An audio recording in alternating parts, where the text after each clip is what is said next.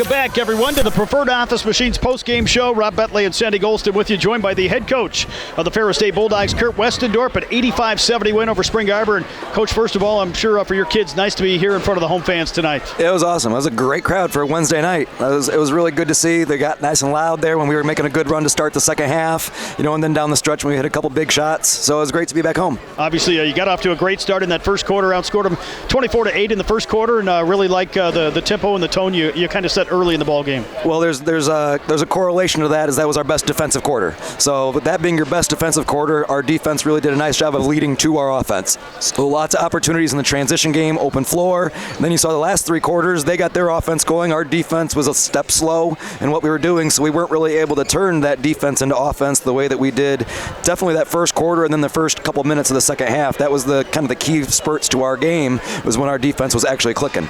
I know, obviously, you said coming in, Spring Arbor, maybe not your typical NAIA team, and they had some talent on the floor and battled back and kind of made it a ball game here for stretches of the second half. Oh, absolutely. They're talented and they're also high character, because a lot of teams can get kind of down 24-8 after the first quarter and they can fold, but they're definitely a bunch of high character kids with a lot of talent. Their coach does a really good job. That's why this game was awesome for us to play. Yes, we had to knock off a little bit of rust after the Thanksgiving holiday, but playing a team that did some things that really gave us a lot of trouble. They did a lot of really good things in their 5-out. Their post player isn't just a player that just sits right on the block and gets the ball. She catches it on the outside and then goes in. It's a different kind of style than we played our first three opponents, and it's a different style than we might see, a couple GLIAC teams employ. So it was a really good game for us to kind of have to learn a couple things, go to that film tomorrow with these guys and kind of see, okay, where did our fundamentals break down? Where were we still really good? Because like we said in the pregame, it's a long season before we get to March. So there's lots of things we have to improve on, and this was a different style of game that we had to play, and they really put a lot of pressure on us. Definitely that second half scored as many points as they did, and it's something that we definitely will learn from. Obviously, down the stretch, you really got it going inside. Chloe Idoni, and you got Maya Hiram a couple times. Claire Erickson had a couple big rebounds for you as well on the inside. Yeah, trying to establish a little bit of inside-out basketball. So they were going to be playing behind our post players, so we knew we could get the ball in there for the start.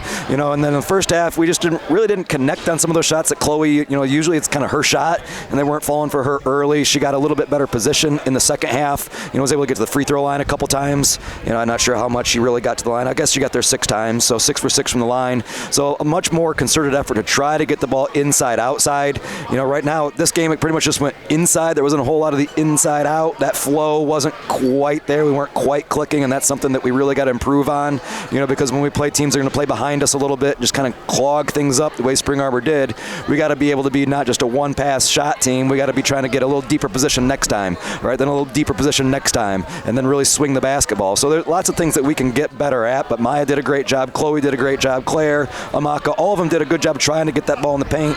I talked about us wanting to score a bunch of points in the paint in the locker room before the game. It looks like we got 46. I was hoping if we could get to 50 paint points, that'd be a really good number for us. And I think if we shoot a higher percentage, we definitely are above that 50 paint points. What does it mean to have both Maya Hiram, Caden Blanchard back from injury and have them part of the rotation here again this season for you? Well, aside from them just being great people, and it's great for them to be healthy, kind of for their mental and physical health to be out here and contributing, it just gives us more variety of lineups that we can play with. It's not just, last year there was a lot of where it was just Chloe had the opportunity to play in the post, and then that was about it. Amaka got some minutes, Ari got some minutes, but now we can kind of spread things around a little bit more on the inside. We have some lineup versatility with Caden playing sometimes inside, sometimes outside. It opens up a lot of doors for us as a team, and for me as a coach, I can try to find those right combinations and, what to do on offense when certain lineups are in, and that's something that, this is game 4. We're still trying to learn and kind of figure some of those things out, and I can't wait to get to the film tomorrow morning and then meet with our team tomorrow night to get better. I know, obviously, it kind of starts for real next week. You open up GLIAC play. 2 tough games at Purdue Northwest and Parkside next weekend. Absolutely. I know we'll play Purdue Northwest. We're playing on a different campus than they usually play in, so it's not a gym we're used to. So I was kind of looking forward to going back to their gym, because it seems like Mal always shoots it great, and we always shoot it great in the gym in Hammond, but we're playing in Westville. But they're a tough opponent. They're 3-3 right now. They got a real good post and real good guard. Kind of they have that inside-outside combination. I'm sure they're going to be watching tonight and trying to see, certain things they can do to take advantage of us, just like we're going to be watching them. So it really ramps up next week. I think our team is going to have that extra sense of urgency as we go into those games, because winning GLIAC games, especially on the road, those are separator games in the league standings. You might not think about it in December, but come late February and this year, kind of early March, you're going to be looking back at those December games, and they're going to really matter. So we got to be coming up with our A game. Well, Coach, thanks for the time. Congrats on the win, and we'll talk to you again next week. All right. Thank you so much, Rob.